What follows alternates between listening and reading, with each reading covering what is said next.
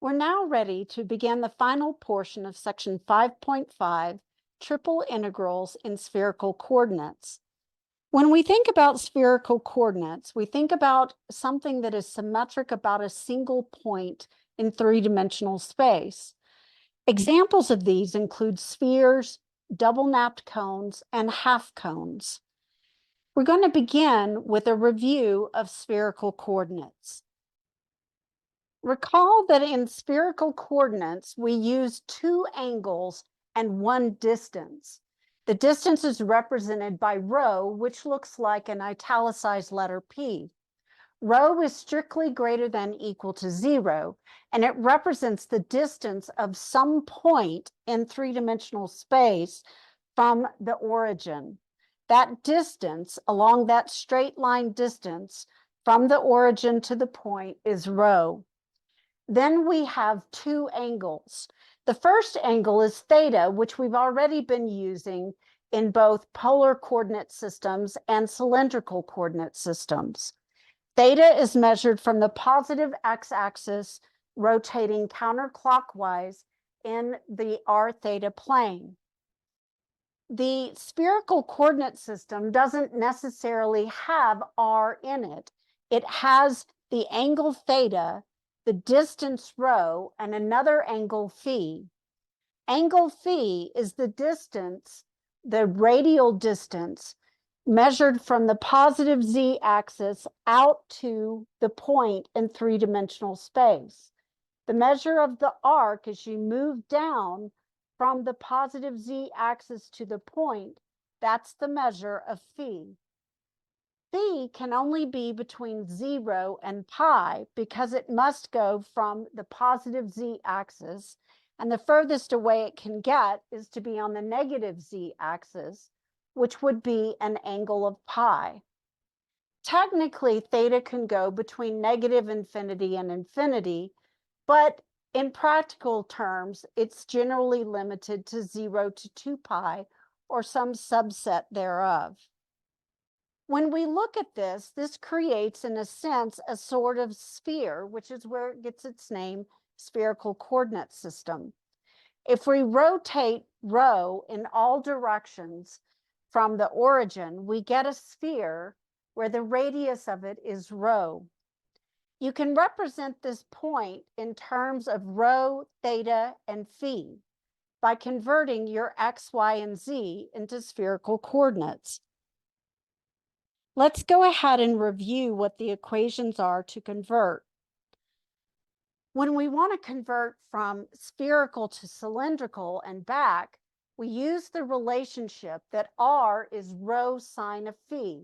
This came from the right triangle formed by z, r, and rho. Rho is the sine, r is rho sine of phi, but z is rho cosine of phi. We also have that r squared plus z squared equals rho squared.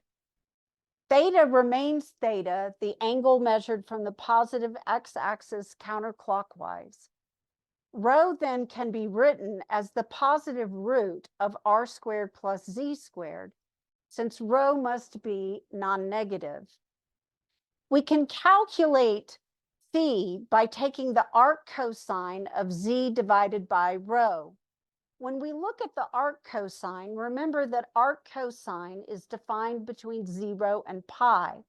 This is ideal for calculating phi, since phi can also only vary between 0 and pi. This avoids the problem if we use a different inverse trig function.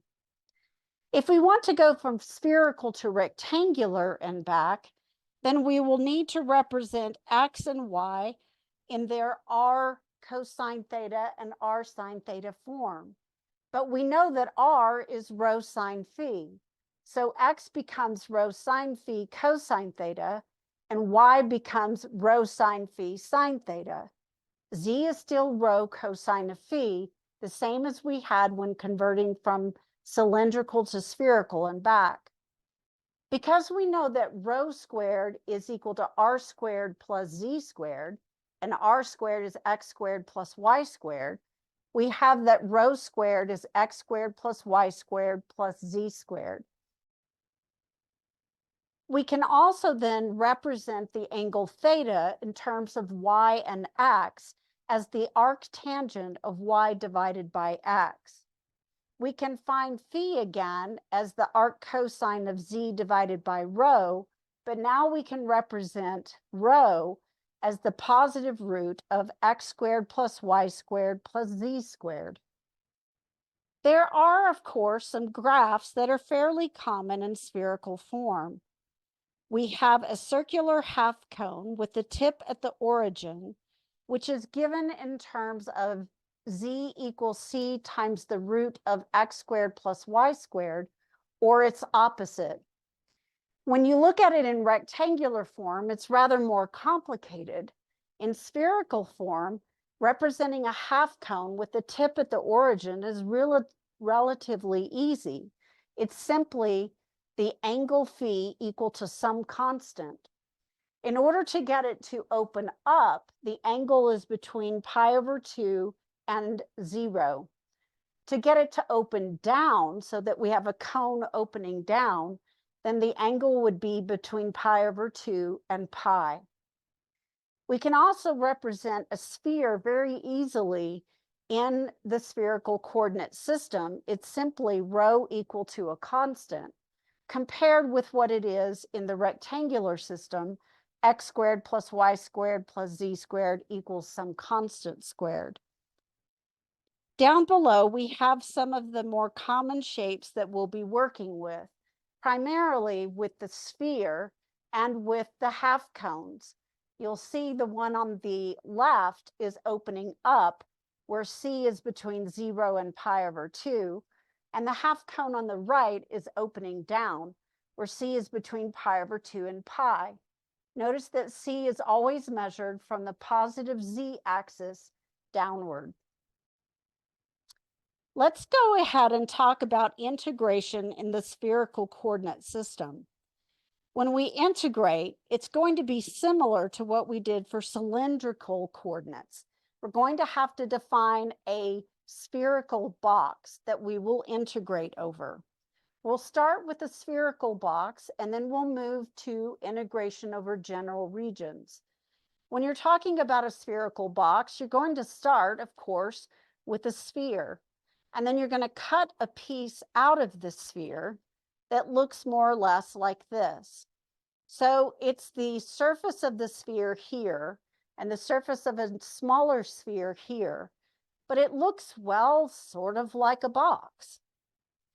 Let's talk about how this might happen when we divide this sphere along our 3 different measures. If you're looking at the image right here, you can see that the blue dark line is giving the change in the value of rho from an inner sphere to an outer sphere. The length of that blue line is delta rho. Then when you look at the edge of this right here, the red shaded side is the change in the angle phi measured from here down. That would be this distance here. And then we have the change in the angle theta, which is measured in the green shaded region, which we see here. Theta is changing in this direction, phi in this direction, and rho in this direction. We can define our spherical box to be the set of all ordered triples, rho, theta, phi, such that rho is between A and B, spheres of different radii, theta is between alpha and beta, and phi is between delta and gamma. When we do this, we can subdivide our spherical shape into more subdivisions, more spherical boxes or sub-boxes, by dividing along the intervals for rho, theta, and phi into L, M, and N subdivisions respectively. We'll take the change in rho to be B minus A divided by L, the distance from an inner sphere to an outer sphere. Delta theta will be beta minus alpha divided by m, and the change or delta phi will be gamma minus delta divided by n. This gives us a regular partition. While it's not technically necessary to have a regular partition, it does aid us in our calculations. So what would the volume of one of these spherical boxes be? Let's take a look at this image here. It's a rather complicated image, and there's a great deal going on. You will need the formula for arc length, which is S is equal to R times theta, where R is the radius from, or the distance from the origin to the point where you're trying to compute the arc length. When we're looking at this particular picture, we've got a spherical box, which is a section cut out of a sphere. And we again have various changes. We have the change in rho marked here in blue from our inner sphere to an outer sphere. So this distance in blue measured here on the spherical box is the change in rho or delta rho. You can see it projected into the plane, and in the plane, I've again identified the blue shaded side as delta rho. We can also then take a look at what's in the plane. In the plane, we generally measure R and theta. Now, R isn't technically a part of this spherical coordinate system, but R goes from the origin out to the point, and it is measured in the XY or R theta plane. R, however, is equal to rho sine of phi. So if we look at this purple distance right here, we have the same value of R at all points on this purple arc.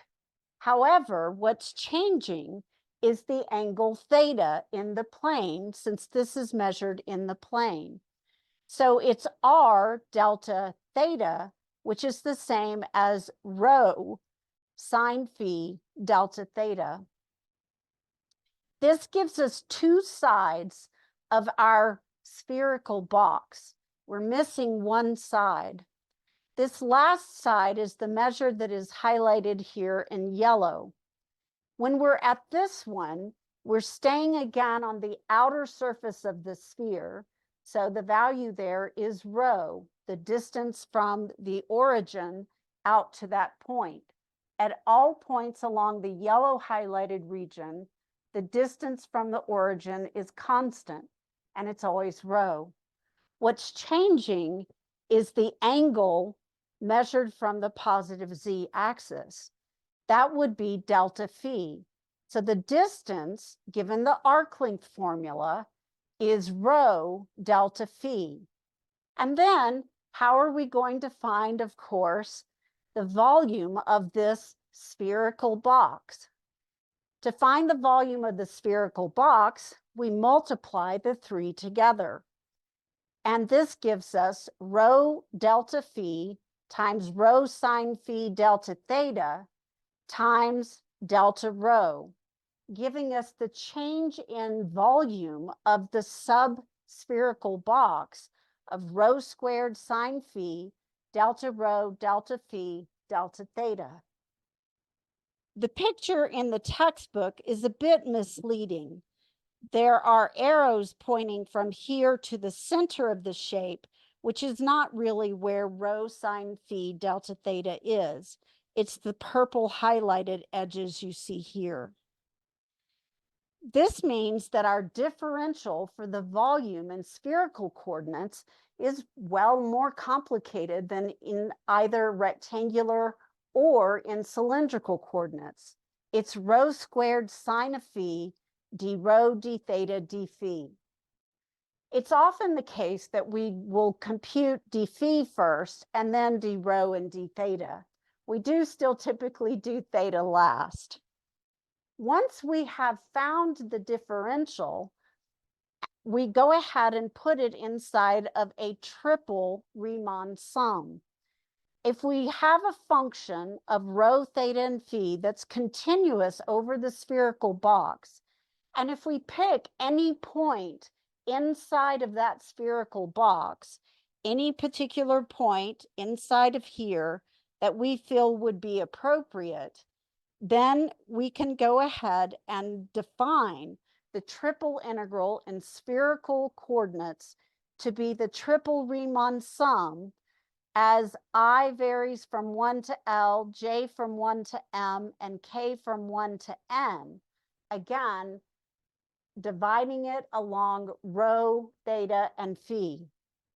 Then we have the function at that special point times the volume differential, which is rho squared sine phi, delta rho, delta theta, delta phi. Then we take the limit as the number of divisions goes to infinity, and provided the limit exists, we have the definition of a triple integral in spherical coordinates. If the integrand is expressed in terms of x, y, and z, we'll have to convert it to rho, theta, and phi to be able to integrate it. Remember that x is r cosine theta, but r is rho sine phi.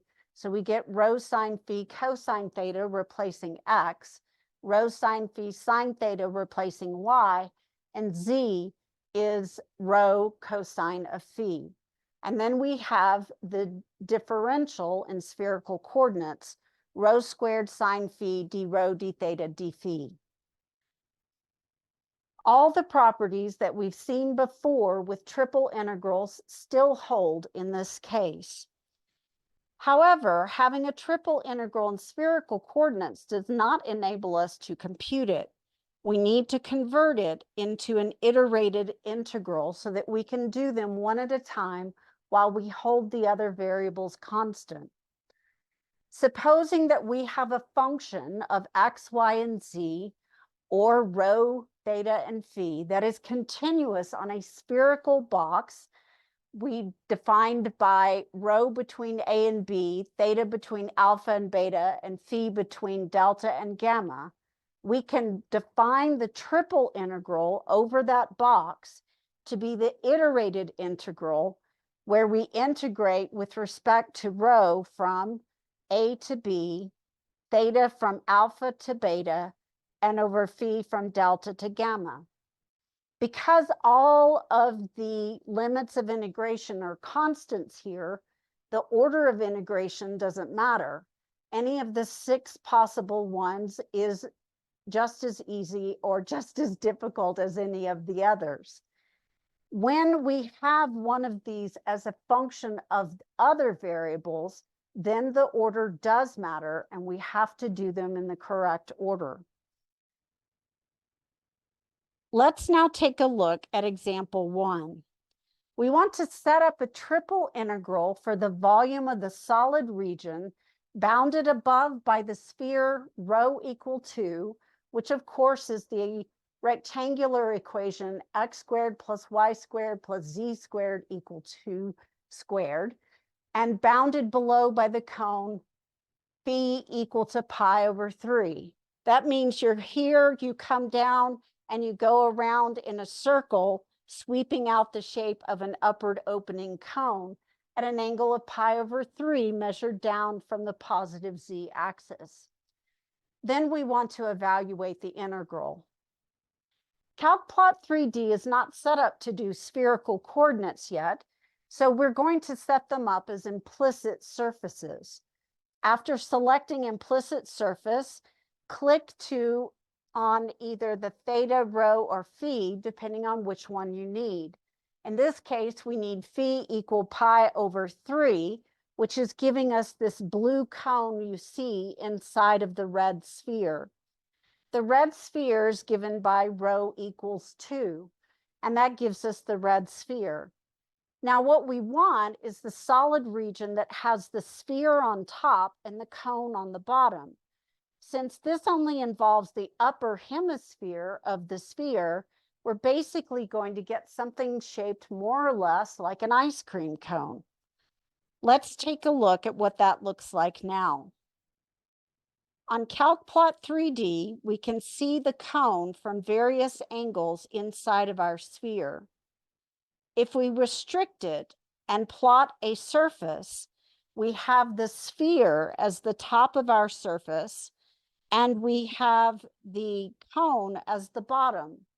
However, because CalcPlot 3D doesn't graph yet regions in other coordinate systems, what we do to get just the solid that we want is we restrict the angles. In order to get it to stay in the region that we want, we can graph phi equal to pi over 3 and restrict rho to be between 0 and 2. That will only give us the portion of the cone that fits up to the edge of where it intersects the sphere. When we look at the sphere, we need to restrict phi to be between 0 and pi over 3, so we only get the part of the sphere that's coming down to the level of the cone. And that will give us the solid shape that you see here. And it looks, well, sort of like a snow cone. Or it can also look sort of like a diamond solitaire ring, the diamond in the ring.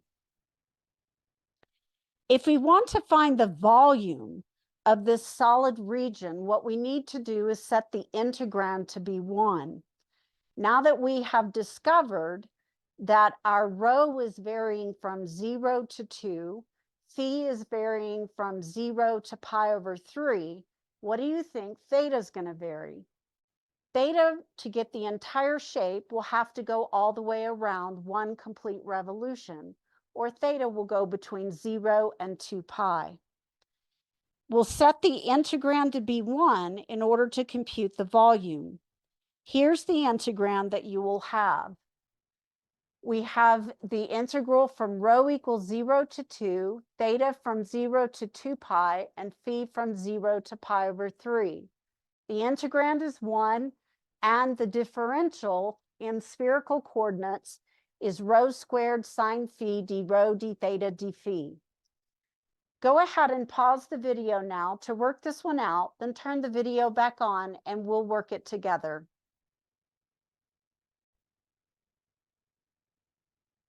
Let's take a look at how we set up the integral.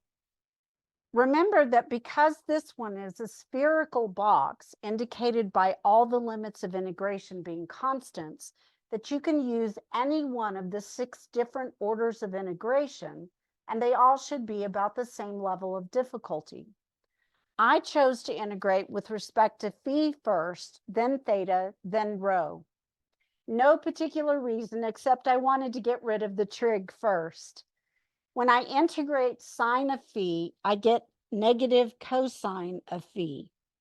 The rho squared continues as a constant coefficient. Evaluating between 0 and pi over 3, I end up with a new integrand for the outer 2 integrals of 1/2 rho squared. Then I chose to integrate with respect to theta second, and since there's no theta in the integrand, when I integrate, I get 1/2 rho squared times theta. Evaluating between 0 and 2 pi will give me 2 pi multiplied by 1/2 rho squared. That gives me rho squared times pi. This becomes the integrand for the outer integral, and I've got rho squared, so I know I'm going to get 1/3 rho cubed multiplied by the constant factor pi. Evaluating between rho equals 0 to 2 gives me the value of 8 pi over 3 cubic units for the volume of this particular shape.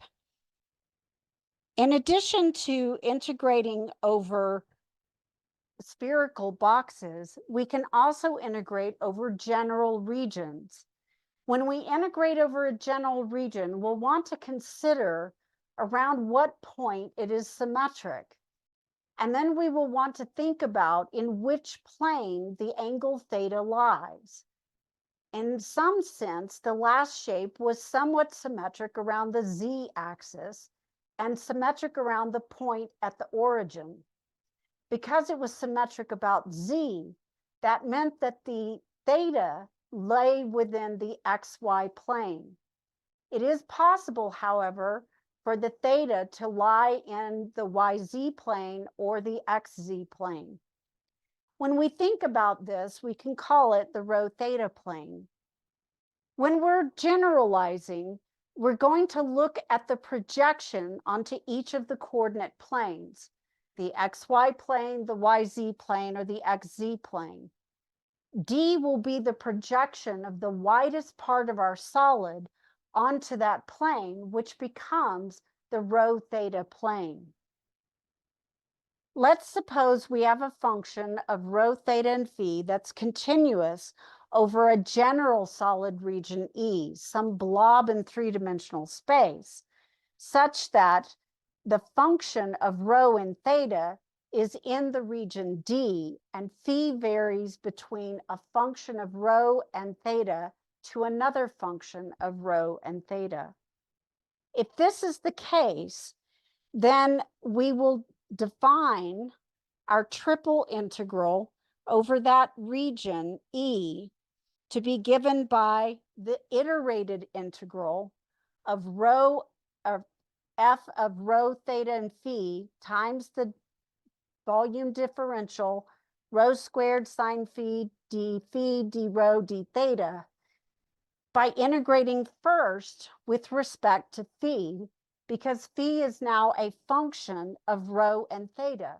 So it must be on the inner integral, since it is a function of the variable in the outer two differentials.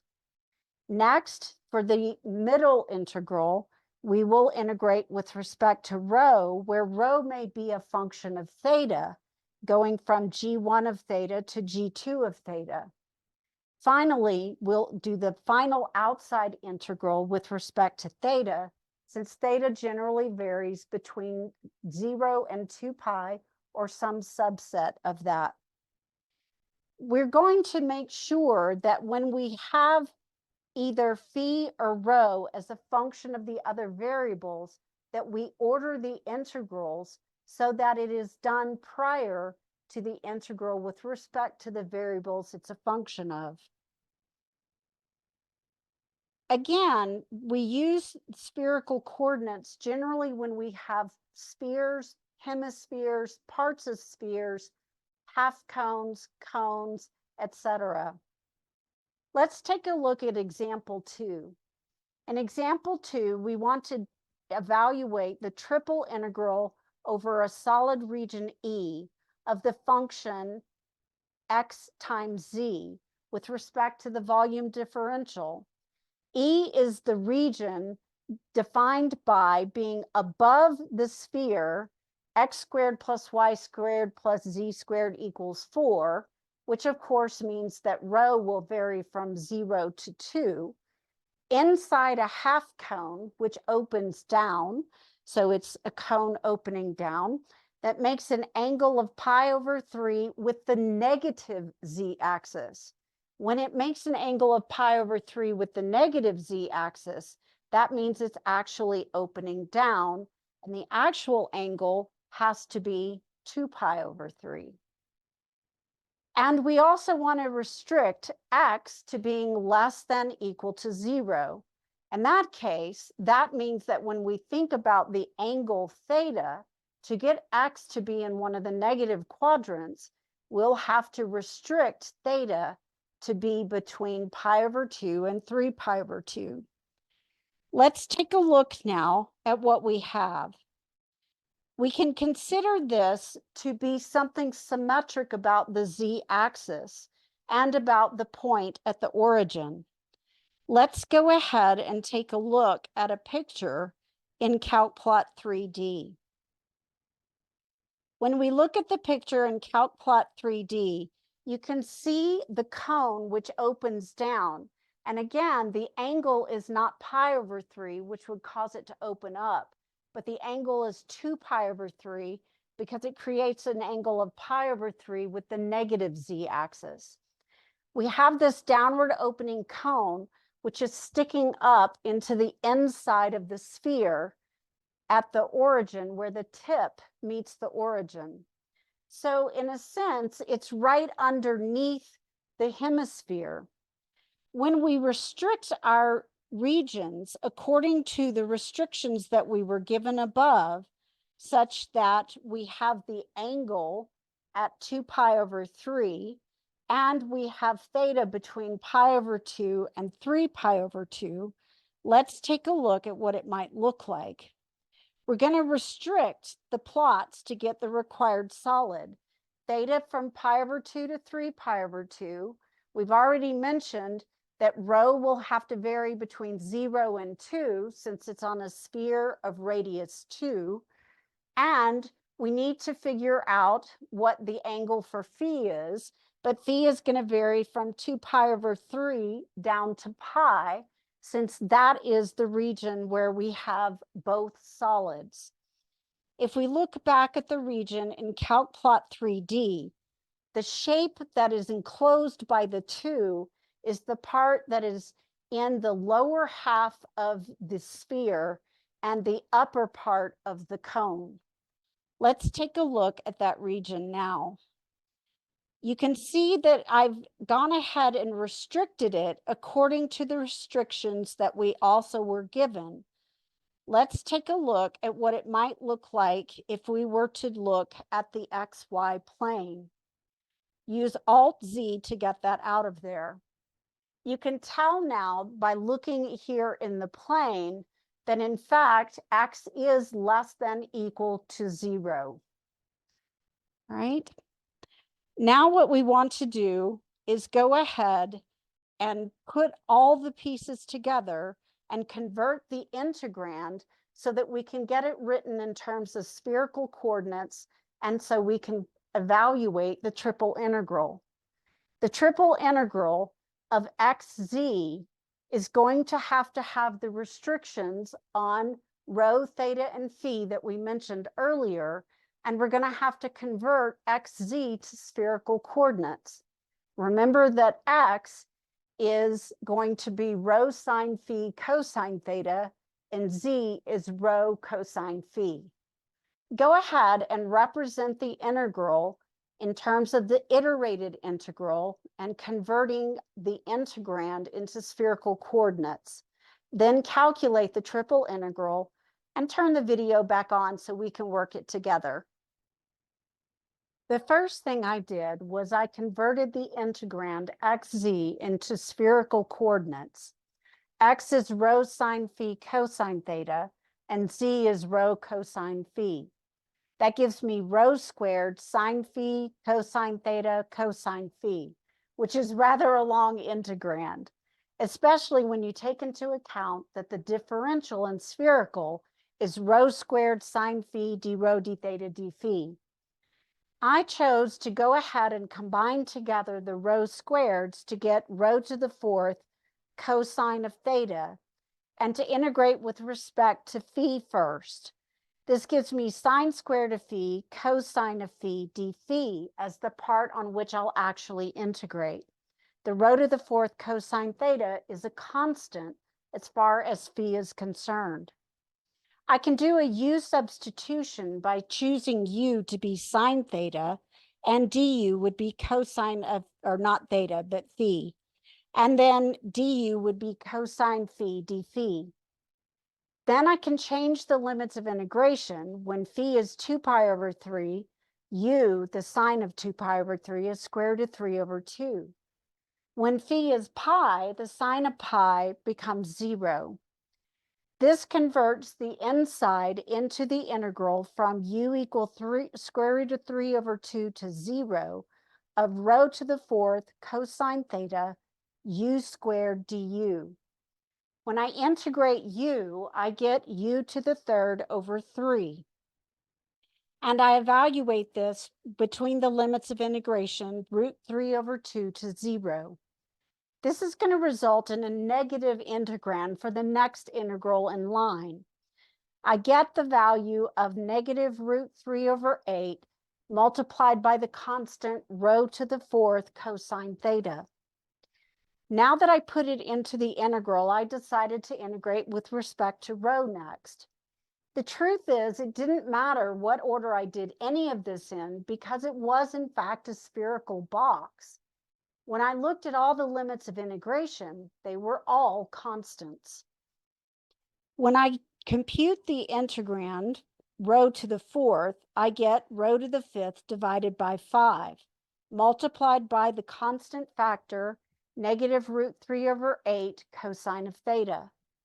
Evaluating between rho is 0 and 2, that gives me 32.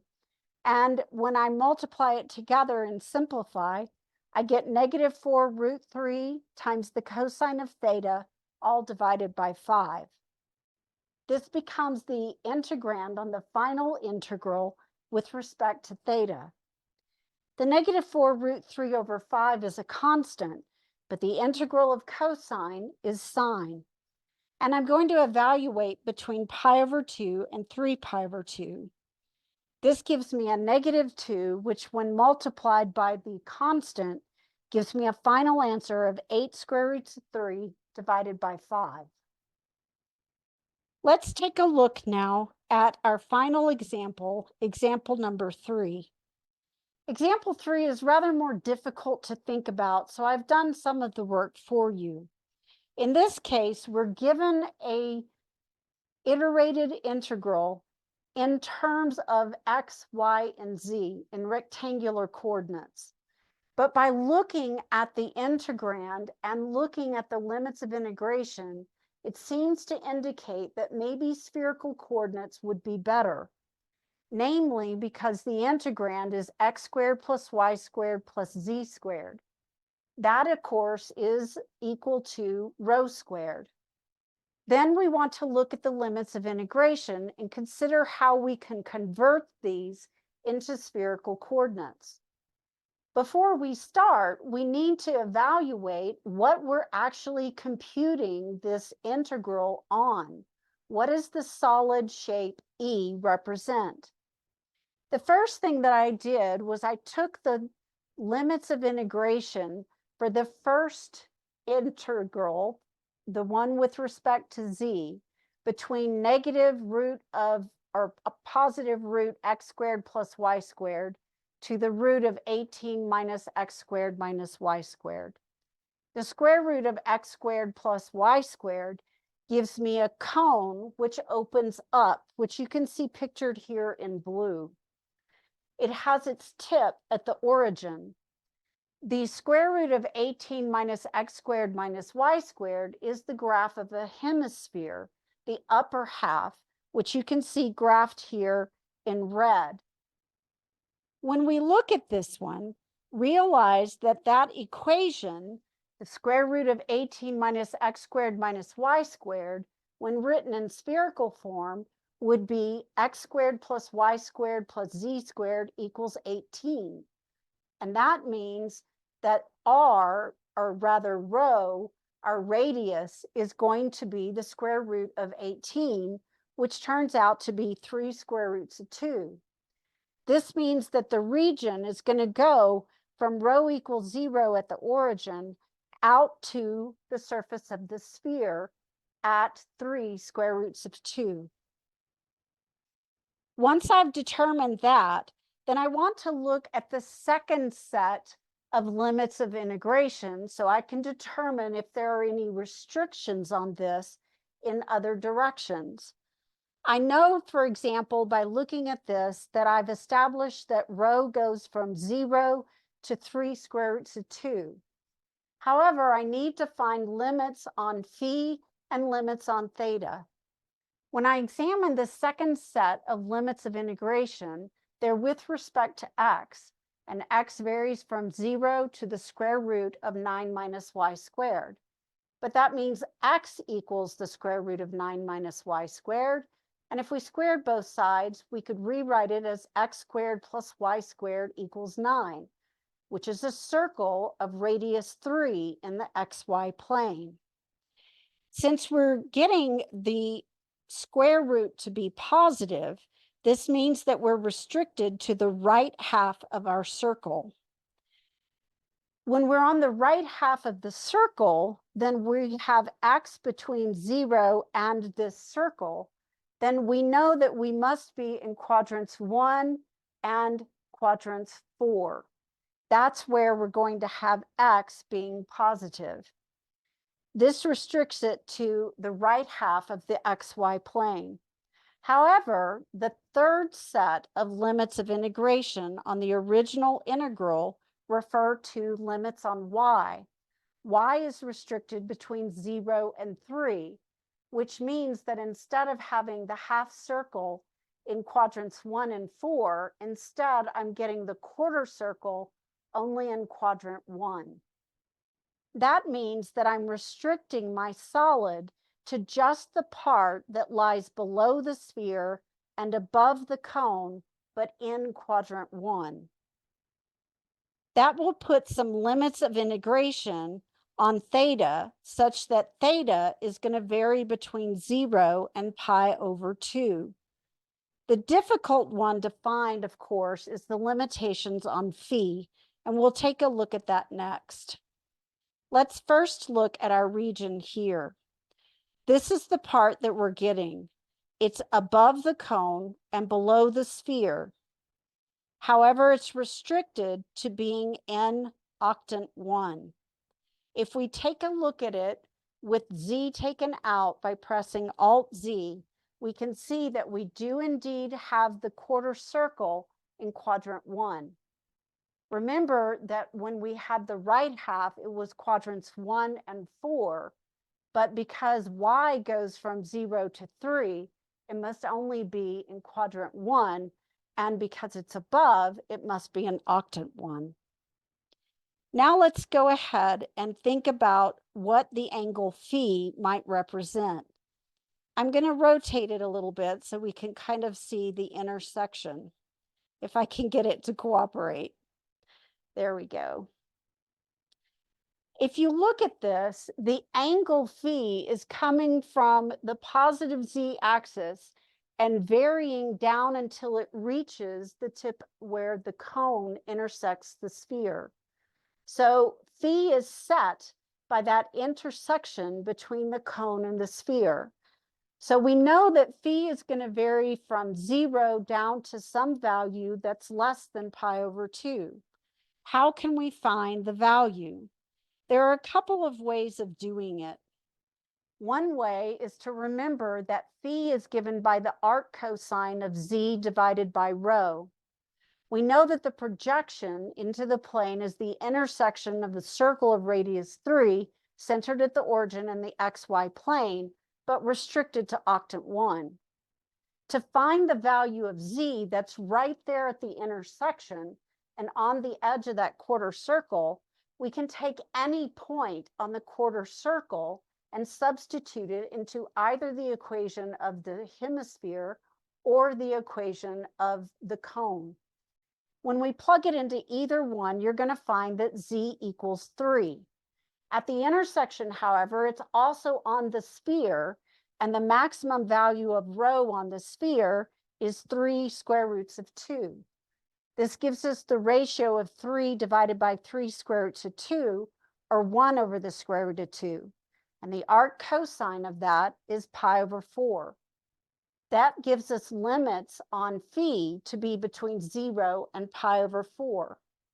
I said there's another way of thinking about it, which is that it has to be on the cone. The cone itself has an equation, phi equal to a constant. So if it's on the cone, that constant has to be the phi we're looking for. When we think of it that way, we can compute the value by looking at one of the equations, the equation of the cone, z equal the root of x squared plus y squared. But we know that x squared plus y squared in the polar system is represented by r squared, and the square root of r squared would be r. However, in the spherical coordinate system, r is represented by rho sine of phi. We can replace r with rho sine phi, and now we have z equals rho sine phi. But again, in the spherical system, z is also equal to rho cosine phi. Therefore, we have rho cosine phi equal to rho sine phi. We divide both sides by rho and divide by the cosine of phi to get 1 equals the tangent of phi. And the arctangent of 1 is again pi over 4. In order to keep it in quadrant 1, we'll have theta vary from 0 to pi over 2.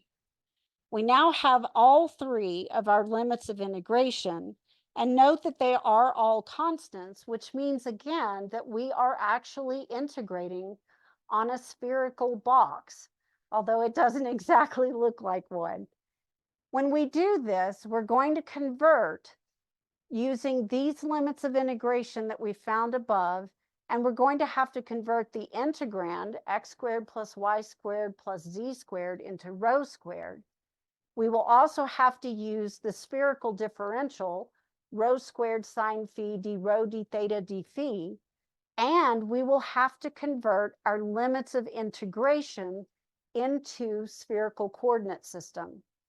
Go ahead and substitute that in and write the value of the iterated integral in terms of spherical coordinates.